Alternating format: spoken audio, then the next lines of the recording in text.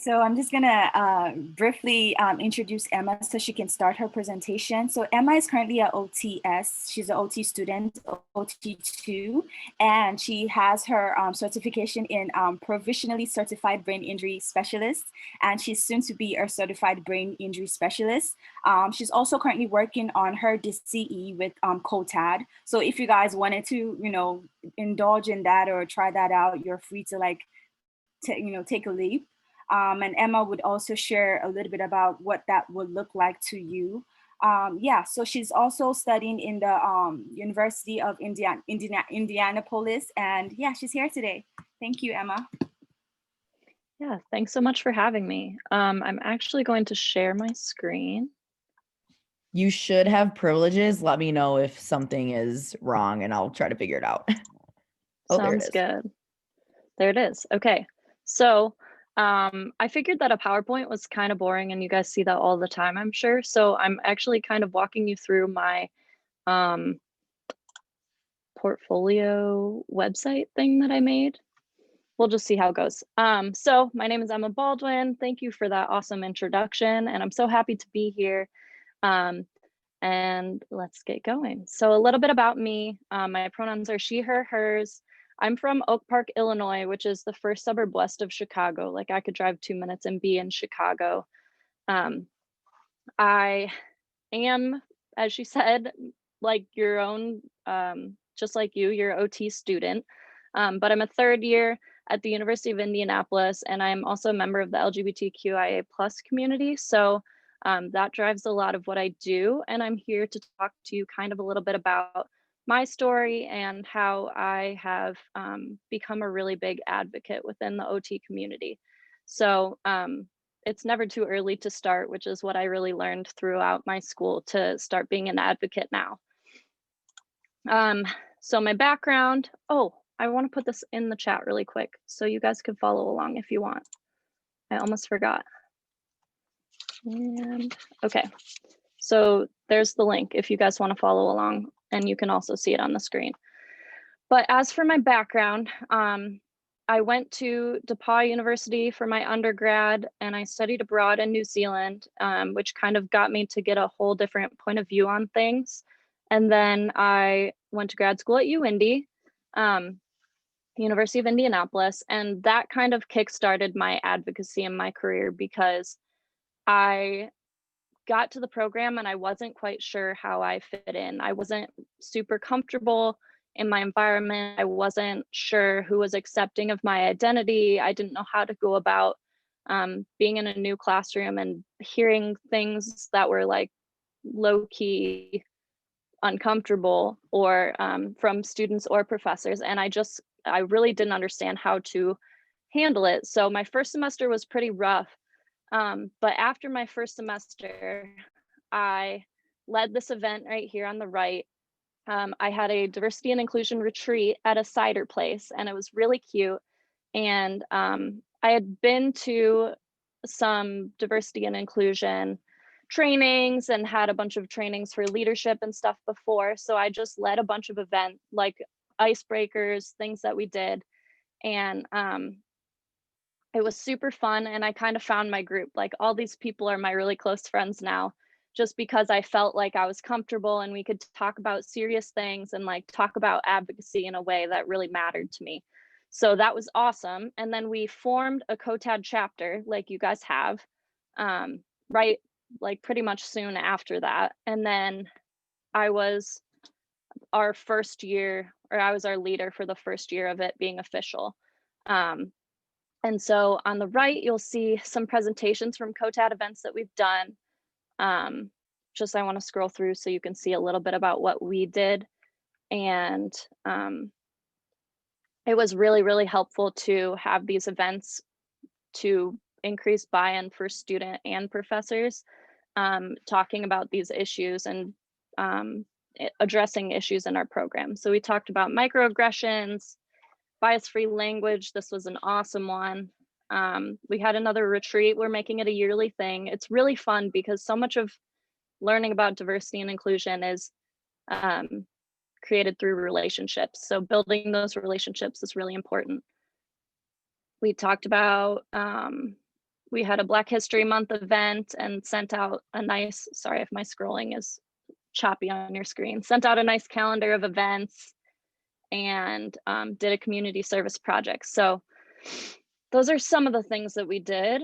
And here's a couple more. So if you go to my education tab and my presentations, you can actually see the presentations, which is pretty fun. So our microaggressions presentation, the bias-free language was so important and so big, we did it in 2 parts. And the faculty found this really, really helpful. The way we did it was we integrated some like questions or quiz questions, like, how do you think this would be properly said? And it was actually really hard to figure out. And we used the new APA manual to guide it. So if you need hints, just go read that whole chapter of the APA manual. It's great. And then here's the flyer about that. And then not only am I doing stuff through COTAD, but I got myself involved in the community, which is on this left side. I've done presentations for middle schoolers and high schoolers that are living in diverse areas, so more diverse racially, especially, and economically, because so much of OT is a white, female, or woman profession,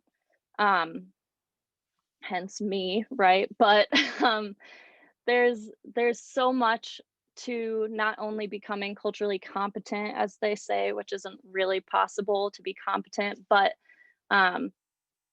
there's so much more than just that. Like, we need representation, and we need people who understand and who our clients can see themselves in. So this one was a presentation to middle schoolers. We had to theme it. It was kind of weird, but it worked.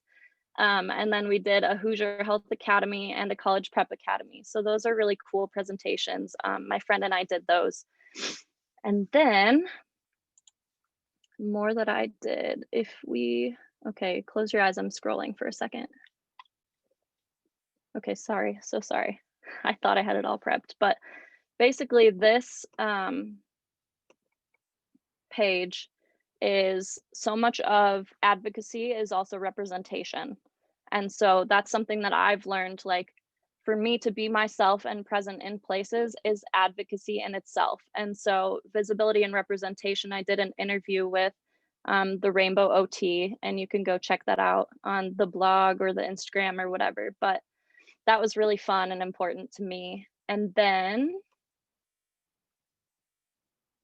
so a little bit more about COTAD. I know a lot of you attended an event lately and you know about your COTAD chapter, but I'll give you just a little bit of background since I keep talking about it. COTAD stands for the Coalition of Occupational Therapy Advocates for Diversity. So it's a grassroots foundation of OT practitioners across the US and the world. And it was formed in 2014 just to address some of these things that they felt like OT was missing. Their mission is to empower occupational therapy leaders to engage in practices that increase diversity, equity, and inclusion for a more transformative occupational therapy profession.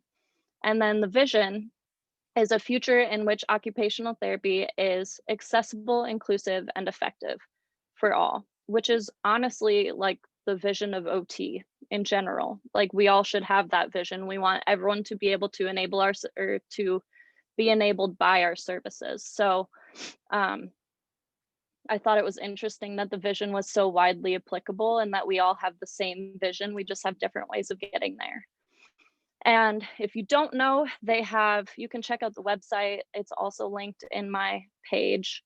But they have a minority mentorship program, they have membership, they have job postings, a ton of awesome resources and events if you want to attend.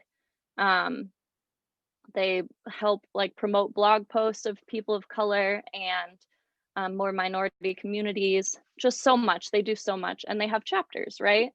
And so my involvement in COTAD has consisted of not only being a chapter leader, but staying involved after I was a leader. So I was like, I can't stop now. I just got started, right? And so I'm doing my capstone with them and I'm very excited about it. I'm also helping out with keeping the chapters connected, and the connection and the involvement keep sorry, I'm stumbling over my words, keeping the involvement going after people graduate from their schools. And so they have this new membership, but I want to help transition people out. So that may be some of what I'm working with on my capstone. I'm also working on a research project with them right now with like 5 other people. We're just doing some research. So hopefully you'll see that in the near future. I don't know how soon. I'm a part of the minority mentorship program. So you can be a mentor or you can be a mentee, whatever you're comfortable with at the time. And I plan to become a member when I graduate. So let me stop sharing. Okay, and I'll just talk to you. So a little bit more to add on to that. I think that the chapter program is really important, and I'm so excited that you guys are using your COTAD chapter and doing so much with it, because it just gives such a space to lead and engage in these topics and to learn more about things you never knew. And we're always learning, like there's no way to know everything. So if you're looking for a leadership opportunity, definitely get involved in your COTAD. But also, I think sometimes we forget that diversity and inclusion includes ability, and that's something that all of us are really passionate about. Obviously, as OTs, that's like a huge, a huge part of what we address. And so we have to advocate for those who are challenged due to their abilities. So we also need to advocate for those who are challenged due to their race and their socioeconomic status and their any type of diversity that they may have. And so if you can use your passion or your passion subject or your identity to help fuel you going forward for advocacy, that is what's going to change. Like if you get involved and help teach the things that you're passionate about, but learn and listen about all the other ones, they're all super interconnected, and it's so important to fuel that passion into advocacy. I think a way that we often do it is social media, which is great, but also sometimes the social media can be focused on opinions or like fueled by anger or feelings instead of being actionable. So if we can create actionable posts or have educational posts that are going to share learning, those are going to do a lot more than just posting your opinion and getting it out there. And honestly, we as students, our occupations get hindered or helped by our identities or things about us. So, you know, for me, I was struggling being a student when I was entering a school where I didn't feel super comfortable or safe. And that's when fellow students stepped in to make me comfortable and enable my occupation. So if you can advocate for your clients, you should be advocating for each other in your school and for everyone feeling comfortable. So not only is it that, but it's in the code of ethics. So we also have a duty. There's my contact information at the bottom of my page that I shared with you guys if you ever want to contact me, and I'm totally open for some questions. I have a question, Emma. Sure. So you talked about you use APA in one of your presentations, and I was wondering, so like I remember learning that like a big part of the 2020 manual is like this, they accepted this singular form of there. Have any other writing manuals like CSE, MLA, Turabian, you know, there's lots, have they done the same, or is APA the first to do that? You know, I actually think multiple have. I don't remember exactly which, but I know APA is definitely on the forefront of it. And I think it's so cool. And dictionaries have started to put it in there too, which is huge. Oh, awesome. Yeah, that is huge. Cool. Yeah. Hi, Emma. My name is Lisa Bagby. I'm the faculty moderator for this COTAD chapter. And I just want to thank you for your presentation. It was very informative. I'm very impressed by the work that you're doing and so happy to learn from what you're doing and the resources that you've found and developed and all your work in the community. That is